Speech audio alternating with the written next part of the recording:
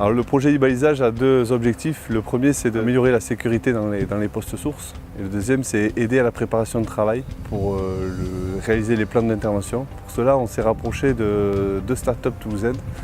La première, Virtuality, qui a créé un logiciel qui s'appelle e-balisage, nous permet de créer des plans d'intervention. On va pouvoir extraire des points qui nous permettront de connaître les zones interdites et autorisées. Alors, grâce à Virtuality, on peut modéliser les postes en 3D. On a la possibilité de se déplacer dans le poste source. On a la possibilité d'afficher la vue de dessus du poste source. Et en fonction de l'état de consignation du transport, en fonction de l'état du transport, donc là on va considérer qu'il est consigné, on va désactiver les zones électriques. Alors là on commence à dessiner la zone interdite. On va dessiner la zone de travail sur le transformateur qui est consigné. Et ensuite on définit les zones interdites à côté du transformateur qui est consigné.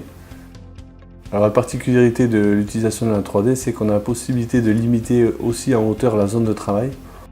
Donc la deuxième start-up, Advise, nous aide à réaliser la localisation des personnes dans le poste source. Nous sommes aujourd'hui en collaboration avec Enedis pour réaliser le développement d'un système permettant de positionner les personnes au sein des postes sources. Ce système aujourd'hui présente une forte contrainte vis-à-vis de son environnement et nous amenons une très haute précision au niveau du positionnement des agents qui porteront le dispositif puisque nous avons une précision de l'ordre d'à peu près 30 cm. Donc aujourd'hui nous avons procédé à l'installation du système. Il est composé de balises qui sont déployées sur l'ensemble du poste source. Ces balises-là remontent l'information vers un concentrateur qui a aussi été déployé au sein du poste source.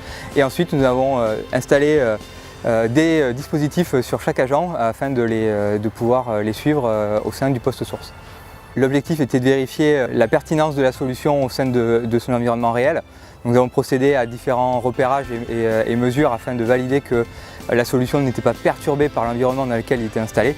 Ils utilisent une technologie assez innovatrice puisque à ce jour on n'a pas fait de détection sur des personnes avec ce niveau de précision-là dans un tel environnement. Et les premiers résultats et les premières mesures sont plutôt concluantes et c'est de bon augure pour la suite du projet.